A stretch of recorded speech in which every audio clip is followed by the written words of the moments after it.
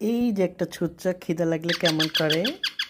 এই যে একটা ছুচ্চা পাখি খিদে লাগলে কেমন করে। এই যে আমার একটা ছুচ্চা রিও বেবি খিদে লাগলে কেমন করে। দিমো দিমো দিমো দিমো দেবো দেবো দেবো দেবো। তো পাপ্পা দাও।